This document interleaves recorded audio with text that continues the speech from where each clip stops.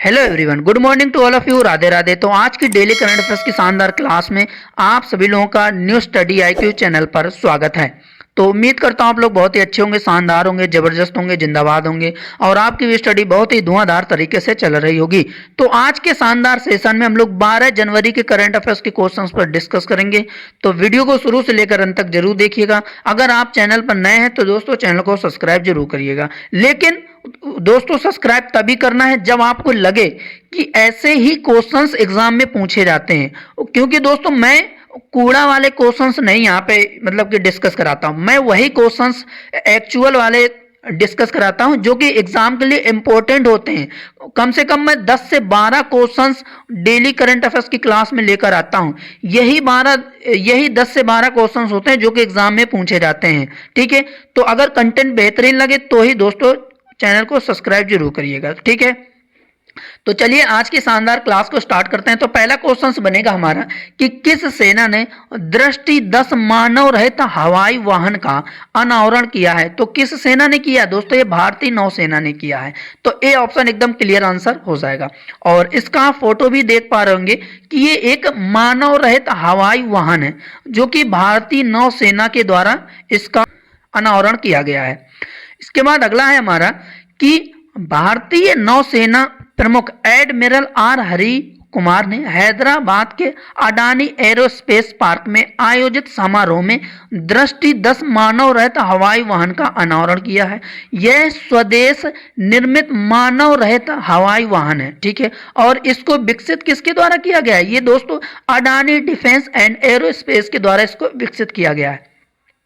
अगर हम लोग बात करें नौसेना यानी कि भारतीय नौसेना के बारे में, तो दोस्तों इसको जो स्थापित किया गया था, यह इसकी स्थापना हुई थी तो दोस्तों 26 जनवरी 1950 को इसकी स्थापना की गई थी और न्यू दिल्ली में इसका मुख्यालय है। नौसेना दिवस 4 दिसंबर को हर साल मनाया जाता है, याद रखना है। ठीक है, जो सीडीएस हैं वो तो जनरल अनिल चौहान जी हैं और नौसेना स्टाफ के जो प्रमुख हैं आर हरि कुमार जी हैं, याद रखना है। और भारतीय नौसेना की जो वर्तमान में 3 कमांड सेंटर हैं। ठीक है, याद रखना है कौन कौन सी। एक पश्चिमी नौसेना कमांड है जो कि इसका मुख्यालय मुंबई में है। ठीक है, और एक पूर्वी नौसेना कमांड है जो कि इसका मुख्यालय विशाखापत्तनम में है। ठीक है, ये यहाँ पे लिखा है।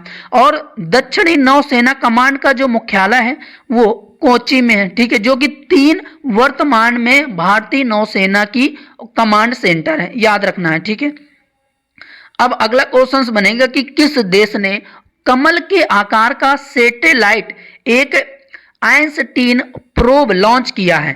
तो चीन देश ने एक कमल के आकार का सैटेलाइट लॉन्च किया है जिसका नाम आइंस्टीन प्रोब है। ठीक है, इमेज में भी आप देख पा रहे हैं दोस्तों। हर एक क्वेश्चन के साथ हम लोग इमेज को जरूर देखते हुए चलेंगे, क्योंकि इमेज से क्या होता है कि हमको क्वेश्चन याद रहता है ज्यादा दिन तक। ठीक है, तो इस तरीके से आप इमेज में भी देख पा रहे हैं। ठीक है, इसके बाद अगला है कि चीन ने तो ब्रह्मांड के रहस्यों का पता लगाने के लिए दोस्तों 9 जनवरी 2024 को कमल के आकार का उपग्रह आइंस्टीन प्रोब लॉन्च किया है और इसे चीन के सिचुआन प्रांत में जीचांग सैटेलाइट लॉन्च सेंटर से लॉन्ग मार्च 2C रॉकेट के द्वारा अंतरिक्ष में लॉन्च किया गया है। ठीक है, और जो यानी कि इसमें 12 पंखुड़ियां, 2 स्टामेन यानी कि पुंकेसर और 12 मैडूल हैं, तो जिनमें वाइड फील्ड और एक्सरे टेलीस्कोप लगे हैं। और इसका जो लगभग वजन है दोस्तों 1.45 टन। ठीक है, का ये मतलब कि वजन है, ये कमल के आकार का है। इसके बाद अगला क्वेश्चन बनेगा कि कौन सा देश पहली बार यूनेस्को की विश्व धरोहर समिति की मेजबानी करेगा? तो दोस्तों भारत करेगा। ठीक है, पहली बार दोस्तों ये भारत है जो कि यूनेस्को की विश्व धरोहर समिति की मेजबानी कर रहा है। तो ए ऑप्शन एकदम इसका हमारा क्लियर आंसर हो जाएगा। इमेज में भी आप देख पा रहे होंगे। अब इसके बारे में हम लोग डिस्कस करते हुए चलेंगे कि भारत को पहली बार यूनेस्को विश्व धरोहर समिति के 46वें सत्र की अध्यक्षता और मेजबानी के लिए चुना गया है। ठीक है, और अगला है कि यूनेस्को विश्व धरोहर समिति का 46वां सत्र 21 जुलाई से लेकर 31 जुलाई के बीच दोस्तों नई दिल्ली में आयोजित किया जाएगा। याद रखना है आपको। अगर हम लोग बात करें विश्व धरोहर समिति की, तो दोस्तों विश्व धरोहर समिति उन स्थलों का चयन करती है जिन्हें यूनेस्को के विश्व धरोहर स्थलों के रूप में सूचीबद्ध किया जा सकता है। और दोस्तों विश्व धरोहर समिति में जो वर्तमान देश शामिल हैं, तो 21 देश शामिल हैं इसमें, याद रखना है। और ये 21 देश आपको दिख रहा होगा कि अर्जेंटीना हो गया, बेल्जियम होगा, बुल्गारिया हो गया, ग्रीस हो गया, भारत हो गया, इटली हो गया, जमैका हो गया, जापान हो गया, Kazakhstan, Kenya, Lebanon, Mexico, Qatar, दक्षिण Africa, Rwanda, Saint Vincent and the तो ग्रेनेडाइंस और सेनेगल, तुर्की, यूक्रेन, वियतनाम, जाम्बिया। ठीक है, ये 21 देश हैं जो कि विश्व धरोहर समिति में शामिल हैं। याद रखना है, एग्जाम में पूछा जाएगा। अगर हम लोग बात करें यूनेस्को की, तो इसकी जो स्थापना की गई थी तो ये 16 नवंबर 1945 को की गई थी। और मुख्यालय कहाँ पर है? फ्रांस की राजधानी पेरिस में इसका मुख्यालय है। वर्तमान में जो यहाँ के महानिदेशक हैं तो ऑड्रे अजोले, ठीक है। और यूनेस्को का जो पूरा नाम था तो संयुक्त राष्ट्र शैक्षिक, वैज्ञानिक एवं सांस्कृतिक संगठन, ये इसका पूरा नाम है। और अगला है कि यूनेस्को का संविधान 4 नवंबर 1946 को लागू हुआ था। और यूनेस्को के पहले जनरल कॉन्फ्रेंस सेशन का आयोजन 20 नवंबर से लेकर 10 दिसंबर 1946 के बीच दोस्तों फ्रांस की राजधानी पेरिस में हुआ था। और इसमें कुल 30 देश ने भाग लिया था, याद रखना है। और वर्तमान में लगभग इसमें 195 सदस्य देश और 8 सहयोगी सदस्य देश शामिल हैं। और अगर भारत की बात करें तो यूनेस्को में भारत कब सदस्य देश बना था? तो दोस्तों 1946 में भारत यूनेस्को का सदस्य देश बना था। और यूनेस्को का जो उद्देश्य दोस्तों शिक्षा, वैज्ञानिक सहयोग, सांस्कृतिक समझ और आदान प्रदान के जरिए वैश्विक शांति और कल्याण को बढ़ावा देना, ठीक है, याद रखना है। इसके बाद हमारा अगला क्वेश्चन है कि किस देश ने कुत्ते के मांस के व्यापार पर प्रतिबंध लगा दिया है? तो दक्षिण कोरिया ने लगा दिया, ठीक है। तो बी ऑप्शन एकदम इसका हमारा क्लियर आंसर हो गया, ठीक है। अच्छा दोस्तों, जो कि तो दक्षिण अफ्रीका ने तो कुत्ते के मांस के व्यापार पर प्रतिबंध लगा दिया। अब दोस्तों किसी जीव जंतु को आप मारेंगे तो वो अच्छा थोड़ी है, ठीक है। इमेज में भी आप देख पा रहे होंगे। इसके बाद अगला क्वेश्चन बनेगा कि राष्ट्रीय मानव तस्करी जागरूकता दिवस किस दिन मनाया जाता है? तो 11 जनवरी को मनाया जाता है, ठीक है।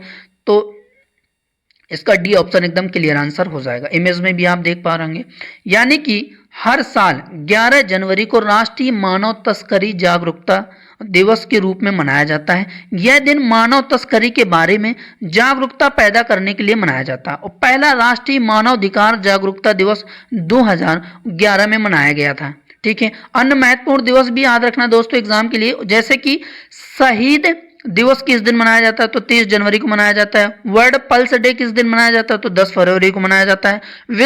विश्व आर्द्र भूमि दिवस 2 फरवरी को मनाया जाता है, ठीक है। विश्व कैंसर दिवस दोस्तों 4 फरवरी को मनाया जाता है, ठीक है। अगला क्वेश्चन बनेगा कि हाल ही में रक्षा मंत्रालय में महानिदेशक किसे नियुक्त किया गया है? अच्छा क्वेश्चन है दोस्तों, तो इसका राइट आंसर हो जाएगा हमारा समीर कुमार सिन्हा को, ठीक है। रक्षा मंत्रालय में महानिदेशक के रूप में इनको नियुक्त किया गया है। तो इसका बी ऑप्शन एकदम क्लियर आंसर हो जाएगा, ठीक है। ये दोस्तों एक आईएएस हैं, आईएएस अफसर हैं, ठीक है, याद रखना है। अगला क्वेश्चन बनेगा कि किस देश ने यूनाइटेड कप का खिताब जीता है? तो जर्मनी ने जीता है। और किसको हराकर? दोस्तों ये पोलैंड देश को हराकर ये खिताब जीता है, ठीक है। याद रखना है कि यूनाइटेड कप का जो खिताब जीता है जर्मनी ने, ये पोलैंड देश को हराकर जीता है, ठीक है। तो ए ऑप्शन एकदम क्लियर आंसर हो जाएगा। और ये अलेक्जेंडर तो ज्वेरेव ने जर्मनी को फाइनल में पोलैंड को 2-1 से हराकर यूनाइटेड कप का खिताब दिलाया है। अगला क्वेश्चन बनेगा कि हाल ही में किसे विश्व व्यापार संगठन में भारत के राजदूत के रूप में नियुक्त किए जाएंगे? तो किसको नियुक्त किया गया है दोस्तों?